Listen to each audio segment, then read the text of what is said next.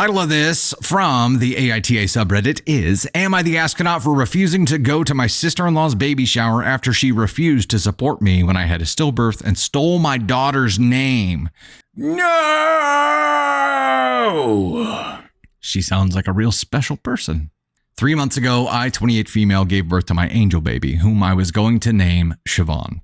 My husband, Dylan, 30 male, and I are still grieving her loss. We lost her due to premature rupture of membranes, and there was nothing the doctors could do to save her. OP stated in the comments that she was a little over 26 weeks pregnant when she delivered. Wow.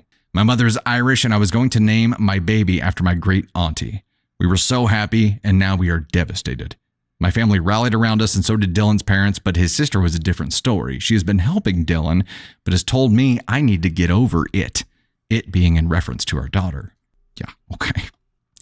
My husband's sister, Claire, 34 female, just announced her pregnancy at 20 weeks and had her gender reveal on Instagram. I'm happy for her, but sad at the same time because I never got to meet my daughter. She announced she was going to have a baby shower and sent out invitations last week. When we received the invitation, it said, help us welcome our baby, Siobhan. I can admit I cried looking at the invitation. Claire and my husband's family have no connection to Ireland or the name Siobhan. And when my husband asked her why she chose that name, Claire said it sounded pretty. And because we weren't able to use it, she was going to take it first. And to clarify, no, she is not naming her baby after my daughter. As much as I want to feel happy for Claire, I just can't. It feels like she's rubbing the fact in that my baby is dead in my face. And I RSVP'd no to the invite. She called me on my private number and chewed me out for being a sour bitch, not being happy for her, and being jealous over nothing. I feel like I should be happy for her, but I just can't. I just want my baby girl, my Siobhan. Am I the astronaut? Relevant comments here. Comment, did you officially name your stillborn with that name and bury her? If not, it was never used by you, and yes, it would be fine for your sister-in-law to use. Instead of throwing a huge hissy fit, overshadowing them, you could show how happy you were that they chose that name for your little one, for their little one. I think you really overreacted. And no, she is not rubbing the name of your baby into your face. This is just so wrong to think on so many levels. She was right to call you out. What is this commenter thinking? What the fuck? Is that you, sister-in-law? Is this Erica? Was that her name? Sister-in-law? Claire. Sorry. Was that you, Claire? OP's response, yes, her name is on her death certificate and birth certificate. Her urn is in my and my husband's bedroom.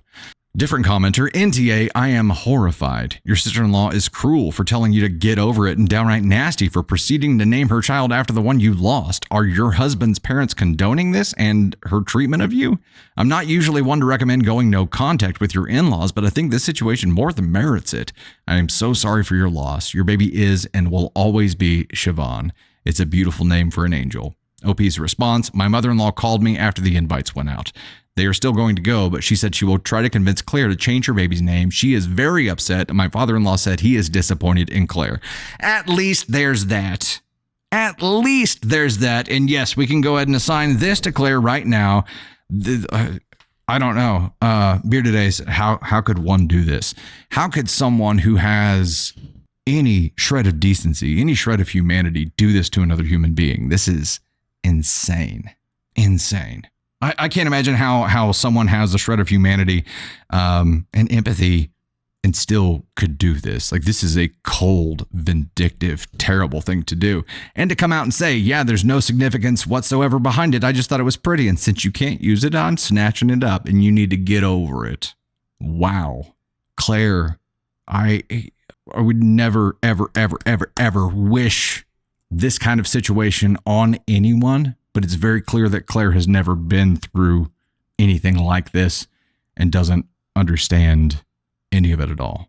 And if something like this ever happened to Claire, she might finally understand how big of a shit stick she is and how terrible of a person she was to OP here. And maybe then and only then would come groveling back and say, I'm sorry, I had no idea. But it doesn't seem like it, because the kind of person that it takes to be able to do this, even not having gone through it, is a really special kind of asshole. This takes a really really special kind of evil to be able to do this someone, to tell them to get over it, and to not even respect the fact that they just RSVP'd no and just chose to keep their distance. OP didn't engage. OP didn't call her and say, why the f*** are you choosing my deceased, my angel baby's name for your child when there's no significance for you using this name at all? Why would you do this? That's not what OP did. OP RSVP'd no. That was it. That was the extent of it. And then Claire chose to further this thing by calling her and bitching her out for RSVPing no. That's a terrible, terrible person. There's no way around it. That is a terrible person. At least the in-laws here are like, we're so disappointed. We're trying to get her to change her mind. Of course, they want to support her because they know they want to have a relationship with this baby that's coming too. But at least they know how terrible it is. And they're extremely disappointed in her, and they're trying to make her see the light. This is not okay. And to the commenter, this commenter who said, did you officially change your name? It was never used by you, and it's fine, and you're throwing a hissy fit. Yeah, you get the AskCom1 award here too, because what the there's a keyboard warrior, and then there's somebody who's like, you know what? You seem like you're going through a really tough time. Let me throw some shit on top of that pile and then light it on fire.